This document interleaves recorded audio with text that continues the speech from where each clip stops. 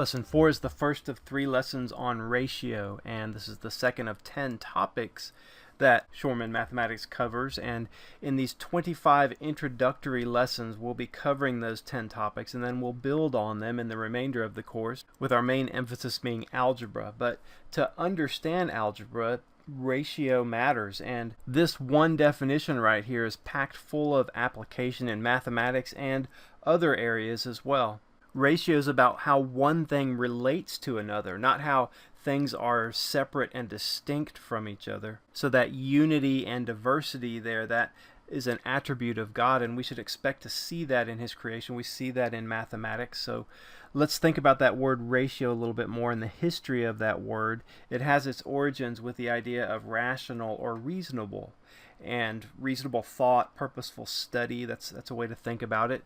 And the Greek word for this is logos, which also means word. So we've gone from ratio to logos to word, and these things are interconnected here. They mean similar things.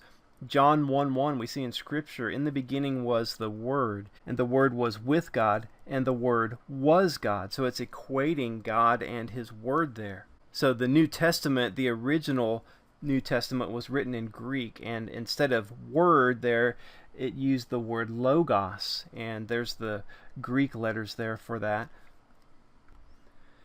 Now think about logos and the word logic. So when we say something is logical, then we usually mean, well, that makes sense, or that sounds reasonable. So now we're back to rational again. So you see these things are related: ratio, rational, logical, reasonable. And Proverbs 1:7, if the Word was God, the Lord, and the Lord is the beginning of knowledge, so fools despise the Lord. They despise wisdom and instruction. They despise the Word. They despise His Word.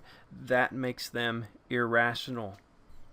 Not that an unbeliever can't reason through anything. They're created in God's image, but rejecting God means they reject reason at some point. So God gave us this idea of ratio to help us understand His nature. The unity and diversity that God displays in Himself is reflected everywhere in His creation. So we can use the idea of ratio as a tool, studying God's creation by comparing one thing to another. Ratios help us make sense of how one thing relates to another, including how the Creator relates to His creation. And now in mathematics, we're going to be comparing numerical amounts. So look at that owl over there on the left. We might say the ratio of eyes per normal owl is 2:1. Ratios can be written as fractions as well. So when you think ratio, think fraction. And so 2/1, that's another way to write that. And so we see that colon there, 2:1. That's a way to represent that ratio, 2:1. Now we said ratio is important. It's applied one way or another in all of the other major topics covered in this course. So getting comfortable comparing one thing to another is perhaps the single most important thing to help you do well in Algebra 1 and beyond. So this lesson and the next 2 that follow, these are really important lessons. And so, like I said, ratio is dealing with fractions. Think about fractions, and we'll be working with fractions in this lesson. Hopefully most of what we'll be working with is review, but some of it, like the idea of ratio, that may be a new concept to you. So let's do a couple of examples here. Example 4.1. The chicken coop contained 8 hens and 3 roosters. Use ratio notation to describe the ratio of hens to roosters.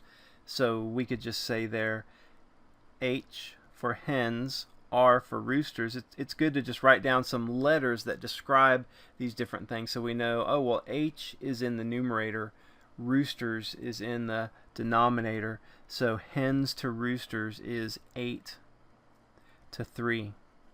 Now the other way we can write that is with the colon, the dot dot, and so we could say hens to roosters like that. That equals 8:8:3. So we say that 8 with the colon and the 3, we say that 8:3, or the ratio is 8:3. So either way, these are 2 different ways to describe that ratio. Look at example 4.2. There were 9 hens and 3 roosters in the chicken coop. Use ratio notation to describe the ratio of hens to roosters. So similar type of problem here, but we'll do something a little bit different on this one. So again, we'll just say H for hens, R for roosters. Hens to roosters is 9 to 3. Now, do you notice how for every rooster there are 3 hens? That's another way you can look at that. We can divide out a common factor there, and that was your rule for this, is when you have the same number over the same number, that equals 1. Anything over itself equals 1. And so if we say divided by 3 here and then divided by 3, we're really saying 3 over 3 there. So we're dividing by 1 in reality, but it'll make it look different. 9 divided by 3 is 3. 3 divided by 3 is 1. Now it looks like 3 over 1. But that would be the simplified form of that. We couldn't really simplify the first example, but we can simplify this one. And we can also write it H colon R is equal to 3 colon 1. So that would be the simplified form for that example. And that's usually what we want to do with ratios, is find like the reduced form or simplest form. We can write it in. Let's go on to part B on rational and irrational numbers. Now, we talked about rational and irrational numbers in lesson 2, and recall there we talked about real numbers as well. Real numbers include all numbers that can be written as a fraction of integers, which are the rational numbers, along with all the numbers that cannot be written that way. Those are the irrational numbers. And so you can see that diagram on the bottom left, and we have real numbers, and then as a subset of real numbers we have the rational, and then that dividing line there, and the irrational numbers over here on the right. So think about what we just learned in part A on ratio and reasonable, logical, just the interrelationship of those different words and their meanings. The reason we have something called irrational or unreasonable numbers is because of the Greeks and their worship of their own human intellect. They could not come up with a good reason for describing certain numbers, like the square root of 2 in particular. And so instead of acknowledging that they didn't understand it, but that it did exist anyways, even though they couldn't quite understand it, they just ignored it, and they stifled progress in mathematics for a very long time. So rational numbers include numbers like a 6, and even though that doesn't look like a fraction, remember we can write anything like a fraction if we just put it over 1, and we see that it is a ratio of counting numbers, whole numbers, integers, whatever you want to call those. Now, even a decimal number like 1.24, that's a rational number too, because think about that. That's 1 and 24 hundredths, and so we could take 1 and turn that into 100 over 100, and the 0.24 is 24 over 100, so we add 100 plus 24 is 124 over 100. A fraction of integers. Irrational numbers, there's no way to write them like that. So let's talk about some special irrational numbers that are found in nature. We've talked about the square root of 2 already with the side of a right triangle and what trouble that one number gave the Greeks and the Pythagoreans. And you're familiar with pi. Pi, it's actually a ratio. It's an irrational number. It's a ratio of the circumference of a circle to the diameter. So we might say it's the ratio of C over D. Now, another one you might not be as familiar with is phi. That's this Greek symbol right here. And you can see that diagram I have drawn there. Basically, AC over CB, that's equal to AB over AC. And it's an irrational number, so to write it, we have to round its decimal places, and we usually write it as 1.618. Now that ratio shows up in a lot of places in nature, like the chambered nautilus, the pattern that you see in a chambered nautilus shell, the pattern of seeds in the head of a sunflower. Even on a dragonfly wing it shows up. Another interesting number is e, and that's also called Euler's number, or the natural number. It's named after Leonhard Euler, a famous mathematician and a Christian man who, unlike the Greeks, had no problem with concepts like infinity because God's eternal, had no problem with irrational numbers either because he understood that he was not all-knowing. God is all-knowing. And so as a human, he could understand some things about reality, but maybe not everything, like all of the decimal places for the value of e. But there's an infinite series, it's called, right here, that if you kept repeating this series and adding on, you would get a better and better value for e, but the decimal places would just end up going on forever. There's no repeating pattern to the decimal places. One interesting thing about this series is that by adding up rational numbers, you end up with an irrational number because it just repeats, it goes on forever, and there's no repeating pattern. Typically, e is rounded to about 3 decimal places, 3 or 4, 2.718 is a common number for that. Kind of like 3.14 is a common number for pi, a common rounded format. So this also has many important applications and uses, everything from calculating bacteria growth rates to calculating future values of a present sum of money deposited in a savings account. So it may seem weird that a number could have such application in nature, but it does. I mean, we know it does, and you're especially familiar with pi. You know that that helps you find different values related to a circle, and we see that numbers are important to the creator too. So they're important, like 6 days of creation plus 1 day of rest, the 10 commandments. Numbers are important in understanding the creator as well as his creation. Let's move on to part C on operations with fractions and decimals. And we've said this before, but when you think of the word ratio, think fraction. One reason to do that is because fraction, you're familiar with that word, but ratio you're not so familiar with, so you're connecting this unfamiliar thing with a familiar thing. Now, it's also interesting to know that the word fract, that was first used in early Christian churches as a way to describe the breaking of bread during Holy Communion. So you're breaking apart from the whole, and that's what fractions are, right? They're a part of the whole, is what you're describing there. Now, to do operations with fractions, we need to know some other things, like how to add them, and like how to simplify fractions, and how a greatest common factor is needed to do that, what a least common multiple is.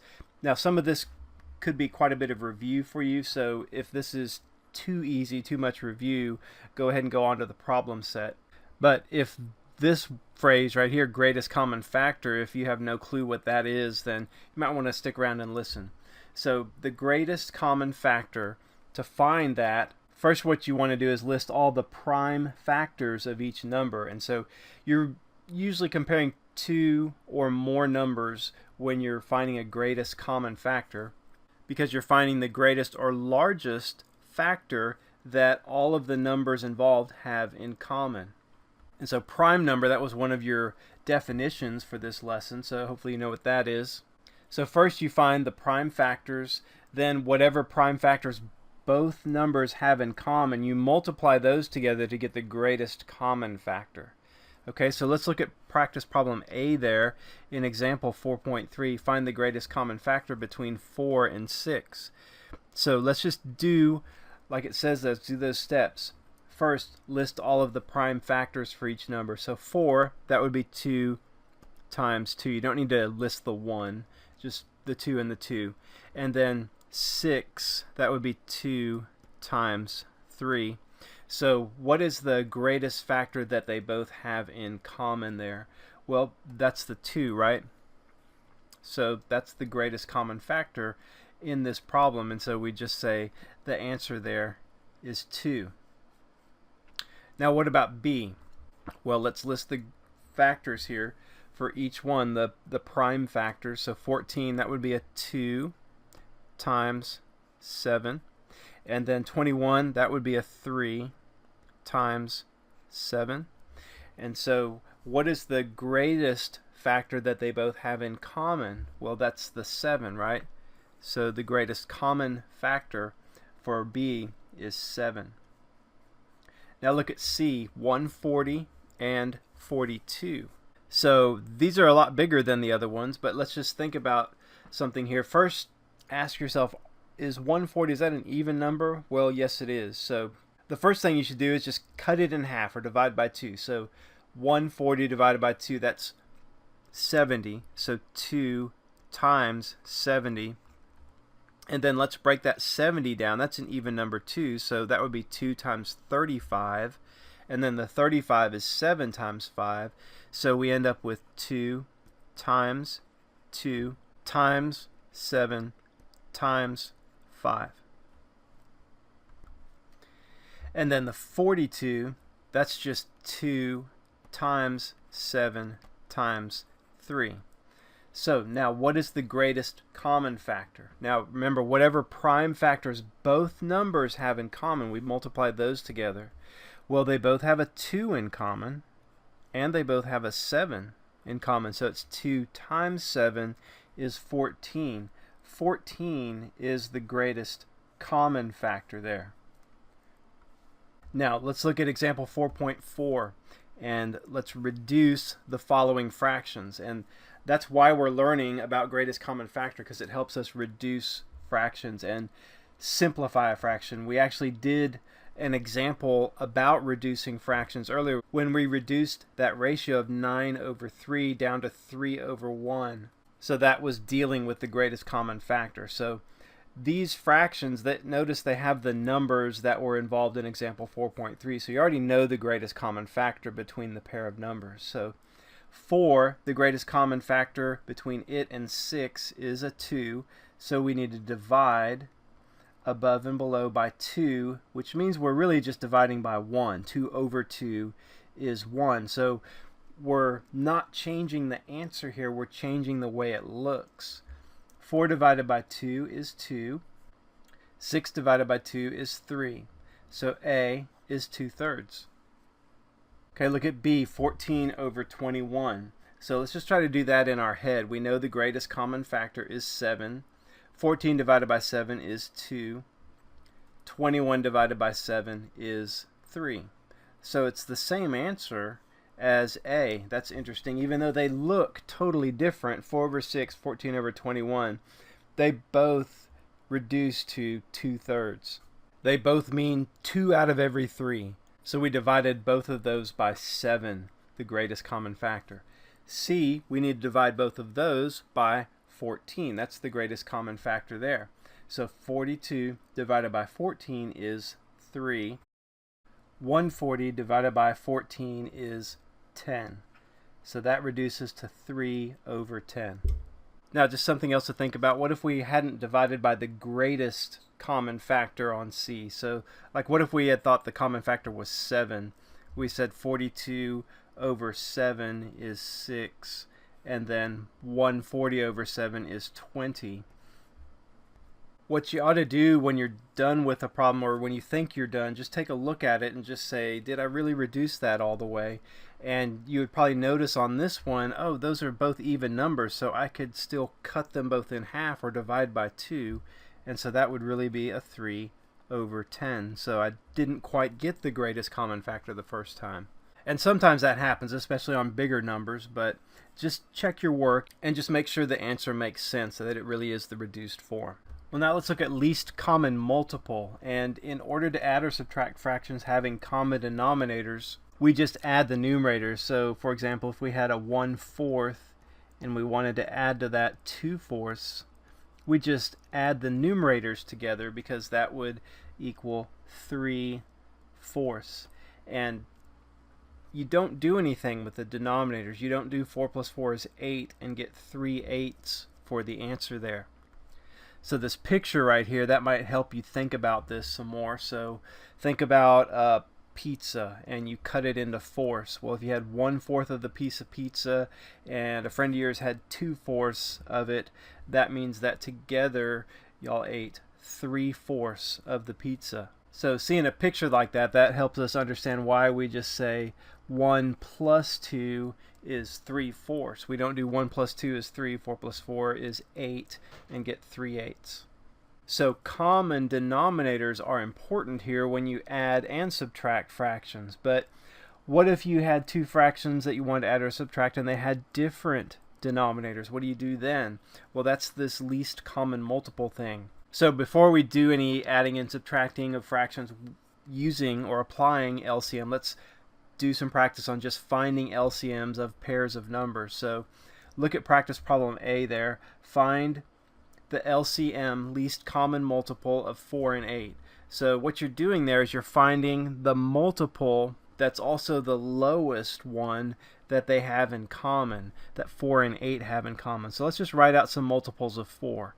4, 8, 12, 16. Now let's do 8. 8, 16, 24.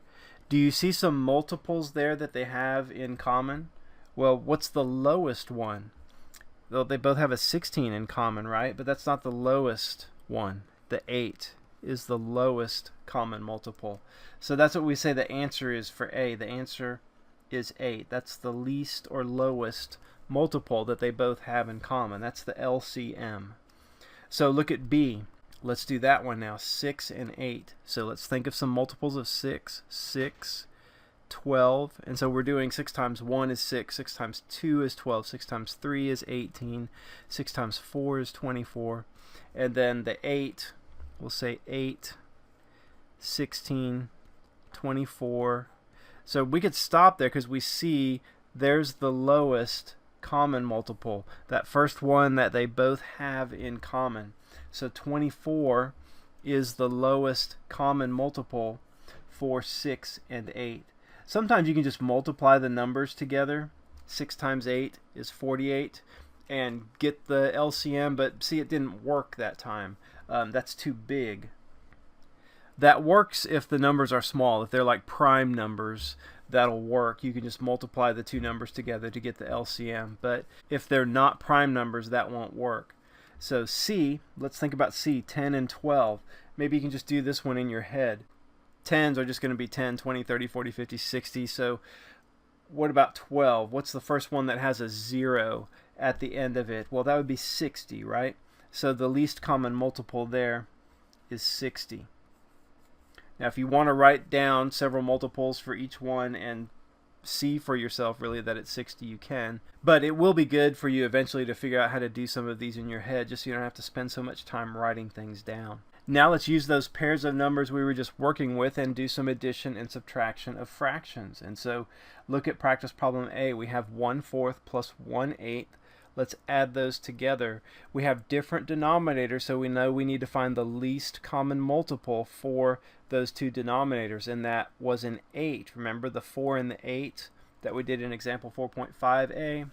That lowest common multiple was 8. So we need to multiply the 1/4 by 2 over 2.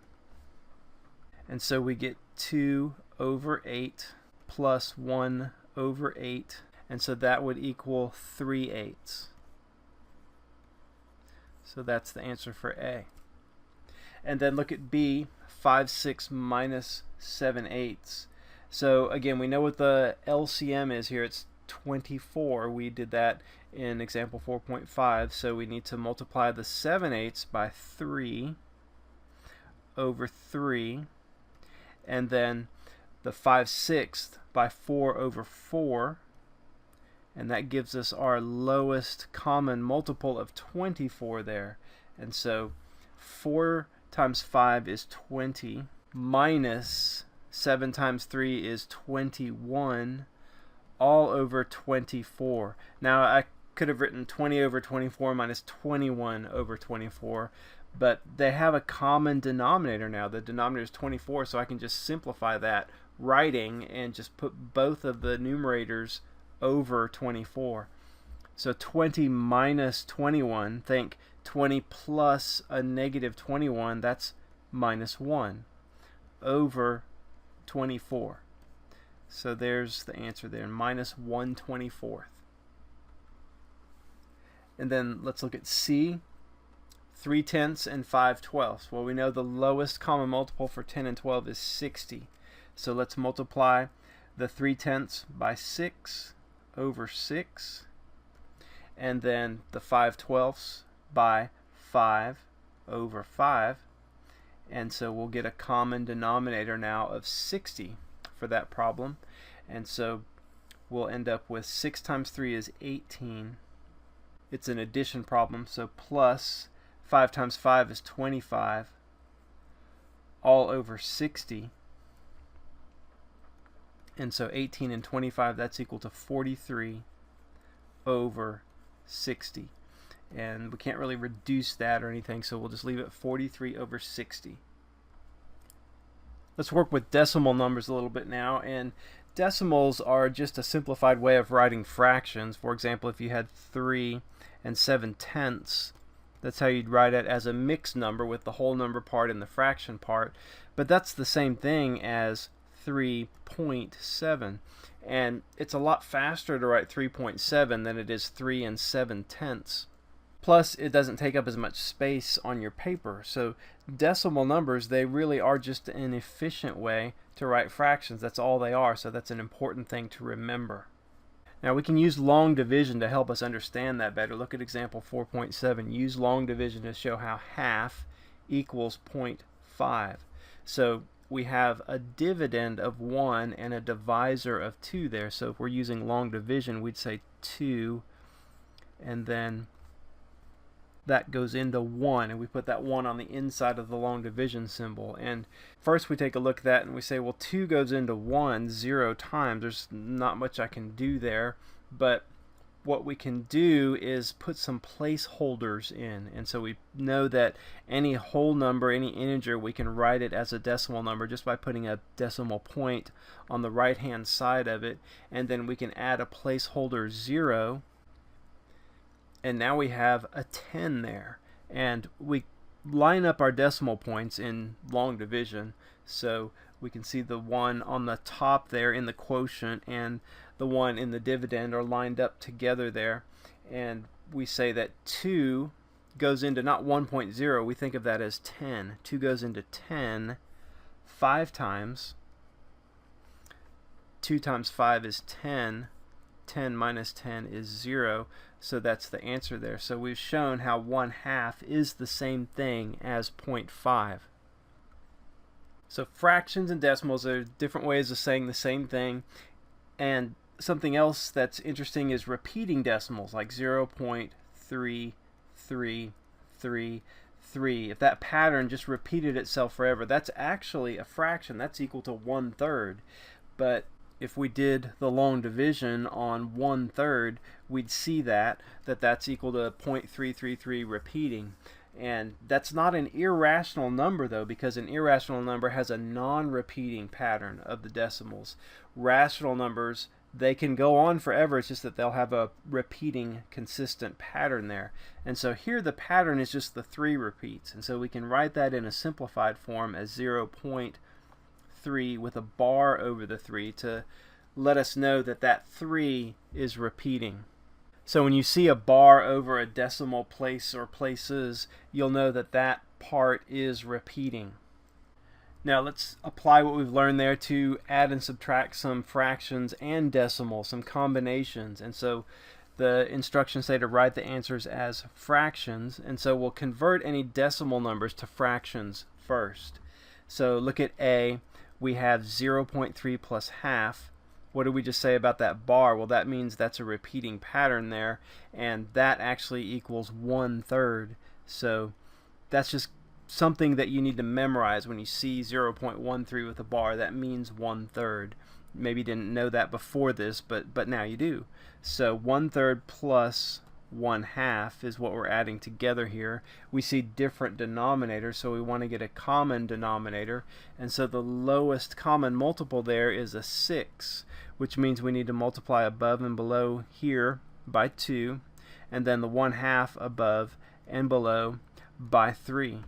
So now we have 2 over 6 plus 3 over 6. That's equal to 5 over 6, and so that's our answer, 5/6. Look at B, 1/4 minus 0.1. Well, we say 0.1, we say 1/10, right? So we're really doing 1/4 minus 1/10. Okay, and so we want to get a least common multiple for the denominators there. We could just look at the 4 and the 10, say 4 times 10 is 40, but that's not the lowest common multiple. The lowest common multiple would be a 20, right?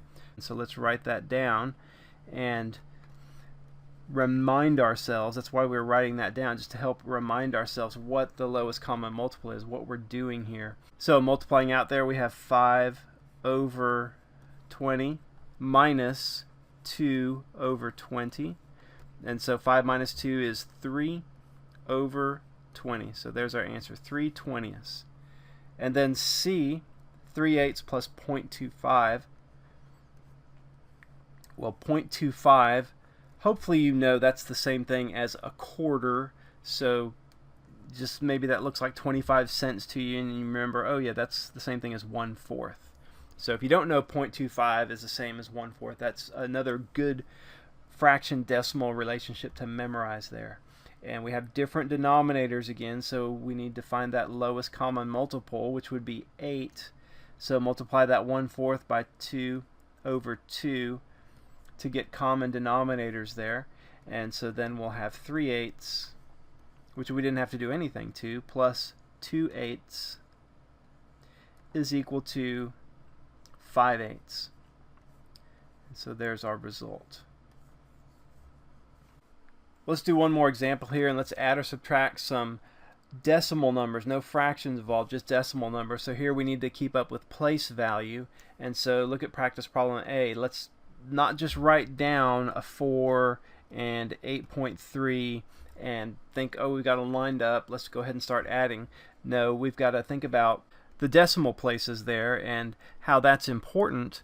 And the 4 is really 4 in the ones place, right? And it's 4 point. So if there's not a decimal place shown, it's to the right of the number. It's understood that's where its location is. We just don't write it all the time, just for convenience sake, instead of having to put that down all the time. So it's important though when we have to add and subtract decimal values from whole numbers or integers. And we have 4 point, and we can put a placeholder 0 here. And 0 is nothing, but we just put it just to show a number there. And now let's go ahead and add. 0 and 3 is 3. Decimal point. 4 and 8 is 12. And so that answer is 12.3. B, again, the decimal point where that is important. So we have a 27. So let's write that 27 point. And let's just put 10 for now. We may need more, but we'll just say 27.0. And then 1.23. So just go ahead and write the decimal point down. That's the most important thing on these, and students make the most mistakes on problems like this, is not lining the decimal points up. So line that up first and put the 1 to the left and the 2, 3 to the right. And we'll go ahead and add another placeholder 0, just so there's something there for all of those decimal values. And then 100.1, we need to add that also. So put the decimal point, and we know a 1 is to the right, and then 100 to the left. So 0, 0 in the tens place, and then a 1 in the hundreds place. So now we can add these three numbers together, and we'll put a placeholder 0 there too. 0, 3, and 0 is 3. 0, 2, and 1 is 3. Decimal point. 7 and 1 is 8. 2 and 0 is 2, and then just that 1 there by itself, so 128.33.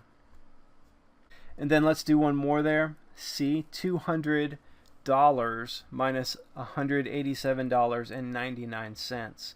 So hopefully you know with money you have a dollars, and then the cents is the two decimal places. So we could just rewrite that 200 as $200 and no cents, so 00 cents, and then the 187.99 underneath that.